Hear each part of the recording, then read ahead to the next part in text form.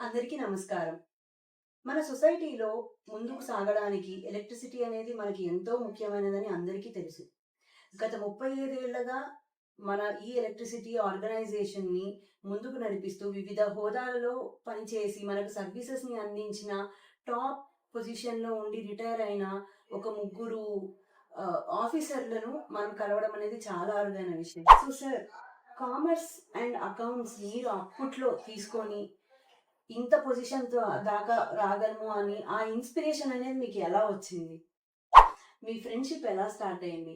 ఎప్పటి నుంచి మీరు పరిచయం? జేఈఓ గాని, జూనియర్ అకౌంట్స్ ఆఫీసర్ గాని, accounts side of the department in the power sector రావాలి అంటే for a student or any aspirant అవ్వచ్చు. వాళ్ళకి ఎలాంటి స్కిల్ సెట్ ఉండాలి అండ్ ఎలాంటి క్వాలిఫికేషన్ ఈస్ బేసిక్ క్వాలిఫికేషన్ అనేది ఏది ఉండాలంటారు? ఒకవేళ రిక్రూట్మెంట్ అంతా అయిపోయిన తర్వాత అయినా వాళ్ళు లైక్ ఫర్దర్ స్టడీస్ చేసుకోవాలి అనుకుంటే, న్యూగా రిక్రూట్ అయిన వాళ్ళు కొంచెం స్టాండ్ అవుట్ అవ్వాలి, వాళ్ళ స్కిల్స్ ని వాళ్ళు చూయించుకోవాలి అంటే వాళ్ళ మైండ్ సెట్ ఎలా ఉండాలంటారు? కాకపోతే ఛాలెంజెస్, ఏం ఛాలెంజెస్ ఫేస్ చేసేవాళ్ళు? లైక్ మీరు ఫైనాన్షియల్ సార్ట్ ఆఫ్ థింగ్స్ చేసేటప్పుడు కానీ, ఆ డెసిషన్ మేకింగ్ కానీ, మామూలుగా ఎలాంటి సాఫ్ట్‌వేర్స్ గానీ, లేదు అకౌంటింగ్ సిస్టమ్స్ కానీ, ఫైనాన్షియల్ టూల్స్ అలాగా ఏమన్నా గవర్నమెంట్ సెక్టార్‌లో యూజ్ చేస్తున్నారా? ఇప్పుడు ప్రెజెంట్ అట్లా ఏఐ బేస్డ్ దీనికి గవర్నమెంట్ సెక్టార్‌లో మనం మామూలుగా అకౌంట్స్‌కి ఎక్కువ టు బి హానెస్ట్ ఏఐ అనేది అవసరం అనేది అనిపిస్తుంది. బట్ మీరు దాన్ని ఎలా అడాప్ట్ చేసుకుంటున్నారు? మామూలుగా మీరు ఒక అడ్వైస్ ఇవ్వాలి. లైక్ బీకామ్ స్టూడెంట్‌కి, లేదు ఎంకామ్ స్టూడెంట్‌కి ఆర్ సీఏ యాస్పిరెంట్ కావచ్చు, సీఎంఏ యాస్పిరెంట్ కావచ్చు. వాళ్ళకు మీరేం అడ్వైస్ ఇస్తారు?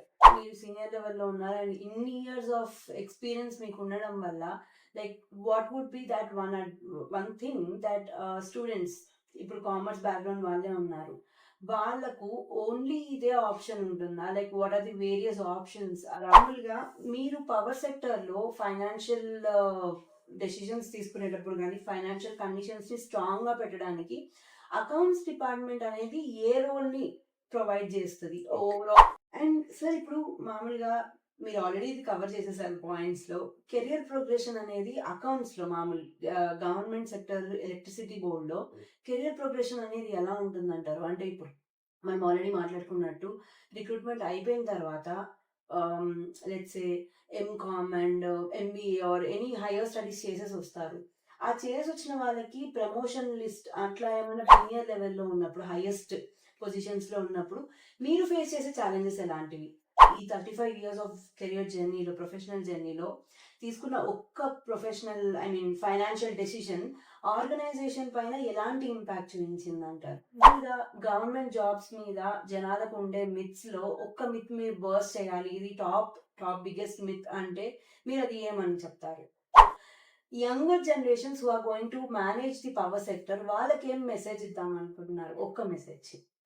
మీరు ఇంత టైం తీసుకొని నా పాడ్‌కాస్ట్ లో వచ్చినందుకు ఐఎమ్ ట్రూలీ గ్రేట్‌ఫుల్ అసలు. Thank you. And thank you so much sir. Thank you very much. Thank you. Right, fine. Okay.